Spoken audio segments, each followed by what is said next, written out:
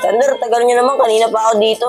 Kasi si Den, tagal kumilos. Kala mo ano eh. Tagal, ang bilis nga lang nun eh. Tol, ano kayong gagawin natin kay Digma? Paano natin siya mapapabago? Hindi ko maaari na alam eh. Be, tawagan mo nga si Ana para makausap natin. Tapos sabihin natin yung mga nangyayari kay Digma. Oo nga no. Sige be, tatawagan ko. Oh, hello Dian. Ba't napatawag ka?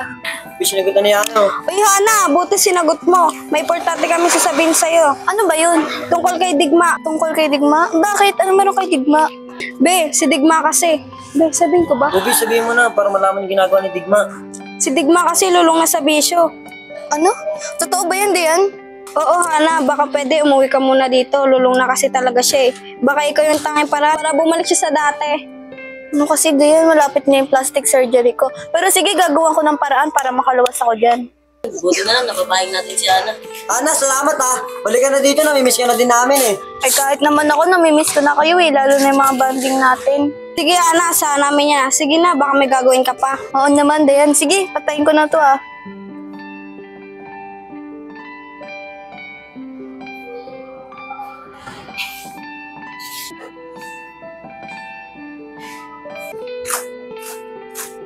Ate Trish?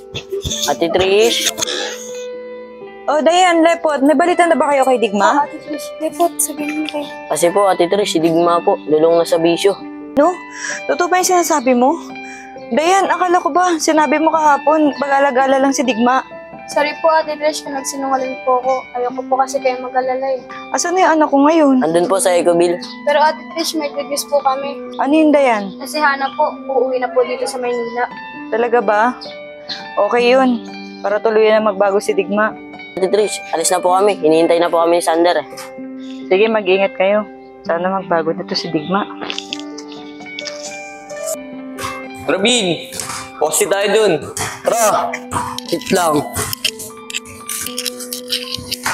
Bay, ayun na. Iniwanan ni Melvin. Tara, kunin natin. Tara.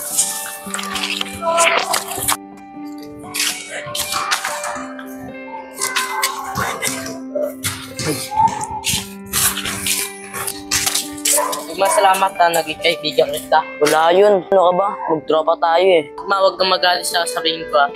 Ba't bay ano yun? May tigil kaya na vision natin. Mas tama mo ba yan? Sobrang ka na yata. Taong pangaral ka na. Dito liniisip ko ano itong ginagawa natin. Ba't bay? Gusto mo na magbago? Mamatay ka na ba? Tama mo. Tara na nga.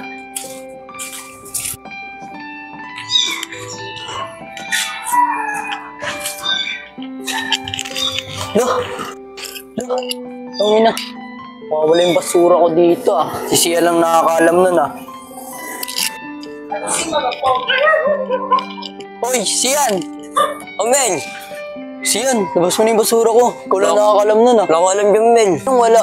Eh, ikaw nga lang yung nakakaalam kung saan ko nilalagay yun, di ba? Di ko kaya sige gawin yun, Mel. Di kita kayang taluin. Sino na makukuha nun? Basta puhunan ko na lang yun eh. Yamo, tulungan kita, Mel. Nagtatanong lang ako sa mga tambay. Kung sino kumuha. Basta, timbre mo na lang agad sa akin. Kung sino kumuha. Sino na makuha nun? Payari pa kayo, Mel ah. Tingnan dito muna ako, may dadaanan lang ako. Sige, daanan mo agad ako ah.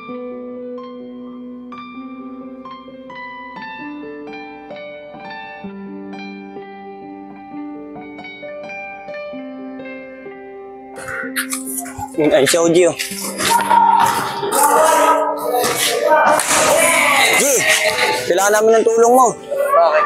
May masamang balak si Elkid tsaka si Mel. Baka pwede naman sila pakiusapan. Ano ba nangyari? Kasi si Digma eh, tinalo si Elkid pati si Mel. Sa daming tataluin, si Elkid tsaka si Melvin pa. Tara, punta natin. Tara! Ito. Tol, ayun si Bayo. Di ba ayun yung kasama ni Digma? Oh, tol. Tara, pirin na natin yan. Tara, bilisan natin, baka mawala pa.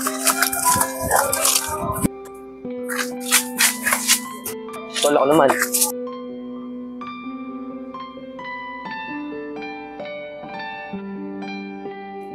Bye!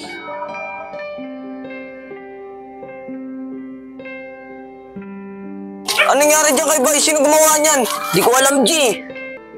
Sina Melvin to. Binabawian na kayo. Digma, umamin ka nga. May nataso ka ba kay Elkid pati kay Mel? G, wala G.